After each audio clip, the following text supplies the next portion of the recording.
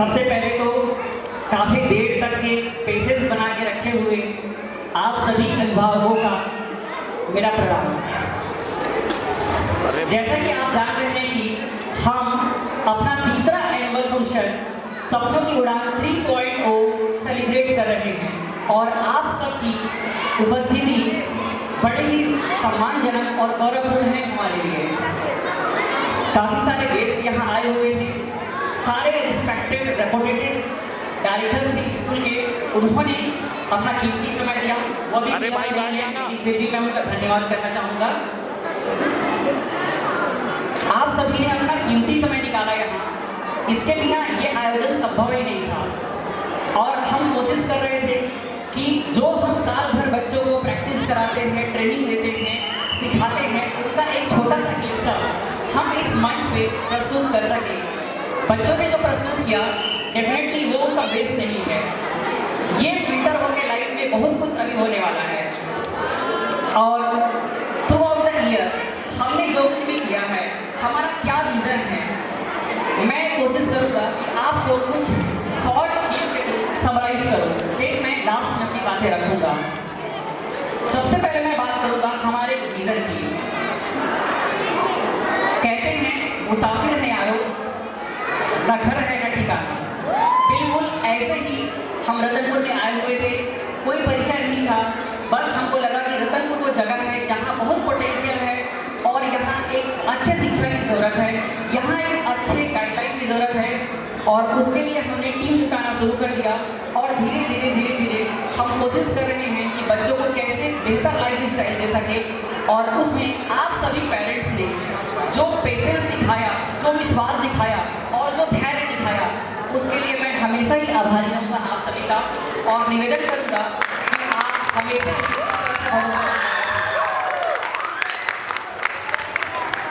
मैं भी कोई ज़्यादा अनुभवी नहीं हूँ, मैं भी एक बच्चा हूँ। बस आप लोग जिस तरह से मुझे सजेशन देते हैं, जिस तरह से मुझे डांटते हैं, ठोकर मारते हैं, मैं भी धीरे धीरे सीखने की कोशिश करता हूँ और लगातार उन चीज़ों को अपडेट करते हुए कोशिश करता हूँ कि कैसे एक बेहतर टीम बनाया जा सके, एक बेहतर परफॉर्मेंस हम बच्चों को दिलवा सके।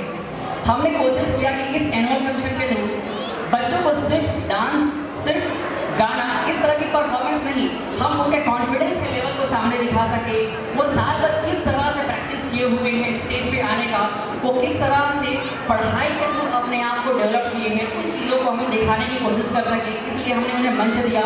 और लास्ट टाइम जो आए थे उनको पता है कि हमने अलग से गेस्ट एंकर रखा हुआ था, जो हमारे प्लानिंग का पार्ट था। और ये चीज़ जो हम अभी करना चाहते थे, ये प्रीवियस ईयर का पार्ट था और हमने बच्चों को गेस्ट एंकर की जगह पर उन्हें एंकरिंग करने का मौका दिया और हम देख रहे हैं कि हमारे बच्चे एक से एक बेहतर तरीके से परफॉर्मेंस दे रहे हैं। अब मैं बात करूँगा हमारे स्कूल के विज़न की। हम हमेशा ये कोशिश करते हैं कि, क्योंकि हमारा मानना है कि education is not a tool of only employment, education is not a tool of only employment but tool of improving life style. ये हमारा मानना है कि एजुकेशन सिर्फ रोजगार का साधन नहीं है, एजुकेशन वो संसाधन है जिससे हम अपने लाइफ स्टाइल को बेहतर कर सकते हैं। प्रैक्टिकल लाइफ में जब जाएं तो कैसे अपने जीवन जीने की कला को बेहतर कर सकते हैं और हम आसानी से जी सके, हम सर्वाइव कर सके। तो हम कोशिश करते हैं कि जो चीज़ें बच्चों को सिखा रहे हैं हर बच्चे तक पहुँचे। जैसा कि जो पेरेंट्स हमसे जुड़े हैं उनको पता होगा कि हमारी कोशिश रहती है कि अगर हम कोई चीज़ सिखा रहे हैं तो किसी क्लास में अगर 30 बच्चे हैं तो हमारी कोशिश रहती है कि वो 30वें नंबर के बच्चे को भी आना चाहिए। इसके लिए हम लगातार अलग अलग तरह से प्रयास कर रहे हैं। अगर एक स्टेप में वो चीज़ नहीं हो पा रहा है तो बच्चे को हम लोग सेकेंड टाइम मौका देते हैं, थर्ड टाइम मौका देते हैं, फोर्थ टाइम मौका देते हैं। पहले मैं थोड़ा सा कुछ एक्टिविटीज़ हैं जो हमने साल तक किए हैं उनको दिखाता हूँ। देन आज मैं ऐसी बातें बोलने वाला हूँ जो पेरेंट्स, यहाँ तो आपने देखा कि पेरेंट्स और हमें कैसे कनेक्टिविटी है, बच्चे और स्कूल में हम में कैसे कनेक्टिविटी है, लेकिन ये शायद मेरे लिए सबसे बेहतर मौका है जहाँ मैं बच्चे और पेरेंट्स को एक साथ एड्रेस कर रहा हूँ। तो मैं कुछ ऐसी बातें बोलना चाहूँगा जो आप दोनों को सामंजस्य बना सके। बट उससे पहले मैं कुछ हमारे स्कूल की एक्टिविटीज़ को दिखाना चाहूँगा। जैसा कि हम मानते हैं कि बच्चे का मेंटल और फिजिकल दोनों की डेवलपमेंट होना चाहिए, उसके लिए हमने जितने हमारे पास रिसोर्सेज है उसके अकॉर्डिंग काफ़ी हमने एफर्ट लगाया। हमने काफ़ी सारे कल्चरल और कॉम्पिटिटिव इवेंट ऑर्गेनाइज कराए, जैसे कि डिबेट कंपटीशन है, फैंसी ड्रेस कंपटीशन है। ये आप डिबेट कंपटीशन देख सकते हैं, क्या गजब का माहौल था उस दिन। आप चाहेंगे तो कभी उसका वीडियो ऑफिस में आकर जरूर देखिए कि बच्चों ने क्या पोटेंशियल दिखाया था। ग्रीन डे सेलिब्रेशन, हमने कोशिश किया कि जो पॉल्यूशन फ्री मटेरियल्स है उनसे कितना बेहतरीन डेकोरेशन किया जा सकता है। तो बच्चे ने इतना बेहतरीन डेकोरेशन किया था कि अभी तक के क्लास में लगा हुआ था। इसके अलावा ड्रीम एकेडमी में हमने मौका दिया बच्चों को कि आपके पास कुछ अगर यूनिक टैलेंट हो तो आप उसको सामने लाइए। और काफ़ी सारे सारी चीज़ों को बता पाना यहाँ संभव नहीं है, लेकिन हर चीज़ों का वीडियो हमने रिकॉर्ड करके रखा हुआ है। कभी मौका मिले तो ऑफिस आके जरूर देखिएगा। इसके अलावा बच्चों को कैसे सामाजिक स्तर पर जोड़ा जाए ताकि जब वो घर परिवार में रहे तो लोगों के साथ फैमिलियर हो सके। इसके लिए जो भी फेस्टिवल्स आते हैं हम कोशिश करते हैं कि वो सेलिब्रेट कर सकें। जैसे कि आप देख पाएंगे कि हम कृष्ण जन्माष्टमी का काफ़ी बेहतरीन बच्चों को आयोजन करके यहाँ पर इंजॉय किए थे। इसके अलावा अभी सबसे हॉट टॉपिक जो राम मंदिर प्राण प्रतिष्ठा है, तो इसके लिए तो मैं हमारे सारे टीचर्स का धन्यवाद करना चाहूँगा। गवर्नमेंट की ऑफिशियल छुट्टी मेरा बहुत बहुत धन्यवाद। और उस दिन सारे टीचर आकर के सेलिब्रेशन किए थे और बच्चे लोग भी बहुत ज़्यादा एंजॉय किए थे। इसके अलावा हमने सिटी फाउंडेशन डे छत्तीसगढ़ के अपने महत्व को बताने के लिए बच्चों के लिए इसका आयोजन किया था। इसके अलावा बहुत सारे डेट्स पे बर्थडेज वगैरह हैं और काफ़ी सारे सेलिब्रेशन हमने समय समय पर किया हुआ है। इसके अलावा बच्चों के मेंटल और फिजिकल हेल्थ दोनों को ध्यान में रखते हुए क्रिएटिव बनाने के लिए हमने काफ़ी सारे स्पोर्ट्स एक्टिविटीज़ कराए, इनडोर आउटडोर, जो भी हमारे लिए बेस्ट पॉसिबल था। जैसे हमने कबड्डी कराया, खो खो कराया, चेस कराया। ये सारे इवेंट्स हैं जो हमने बच्चों के लिए कैसे ग्रो कर सकते उसके लिए कराया है।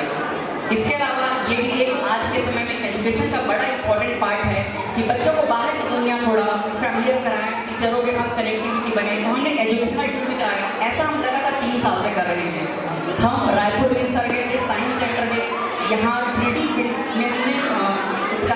स्पेस के बारे में बच्चों को जो है सौरमंडल के बारे में जानने को मिला था, तो ये हमने किया हुआ था। साथ में छत्तीसगढ़ की जो परंपरा है, धरोहर है, उसको समझ सके इसके लिए हमने पुरखौती में विजिट कराया था। हालांकि हमारे पास समय कम था तो बहुत कम समय में हमने कोशिश किया कि वहाँ विजिट कर सकें। और हाँ, काफ़ी सारे पेरेंट्स ऐसे हो सकते हैं पिकनिक के दिन हमें वापस लौटने में 1:30 बज गया था, लेकिन एक पेरेंट्स ने हमें ऐसा फील नहीं कराया कि हम आपके साथ नहीं हैं। उसके लिए मैं सभी पेरेंट्स का फिर से धन्यवाद करना चाहूँगा कि 1:30 बजे रात को बच्चे लोगों को लेने के लिए आए थे। हमेशा हमेशा के लिए आपका आभारी रहूँगा। इसके अलावा हम बच्चों को एक नई दिशा में म्यूजिकल और इंस्ट्रूमेंटल प्रैक्टिस के लिए भी हम मौका देते हैं। हम प्रयास कर रहे हैं कि बच्चों को एक बेहतरीन तरीके से आर्केस्ट्रा को तैयार कर सकें और लगातार हमारी कोशिश है उस चीज़ में। इसके अलावा सबसे इम्पोर्टेंट पार्ट मुझे जो लगता है, क्योंकि बच्चे, अभी मैं आगे एक्सप्लेन करने वाला हूँ कि बच्चे हमसे कैसे कनेक्ट है और आपसे कैसे कनेक्ट हैं, तो मुझे ऐसा लगता है कि जितना बच्चे के बारे में हम जानते हैं उससे कहीं ज़्यादा आप जानते हैं और आपको बताने की ज़रूरत है। इसलिए हम कोशिश करते हैं कि पीटीएम के थ्रू आपकी मन की बात को समझ सके, जान सके और जितना संभव हो हम उसको इम्प्लीमेंट कर सकें। इसके लिए हम समय समय पर पीटीएम का आयोजन कराते हैं। और मैं रिक्वेस्ट करूँगा इस मंच से कि काफ़ी सारे पेरेंट्स ऐसे हैं जो लगातार पीटीएम में पार्टिसिपेट करते हैं और काफ़ी पेरेंट्स ऐसे हैं जो अपने समय के अभाव की वजह से समय नहीं दे पाते हैं। लेकिन आप यकीन मानिए, आपका सारा व्यस्तता एक साइड और बच्चे के लिए समय निकालकर पीटीएम में आना एक साइड, इसका कोई कंपेयर नहीं है।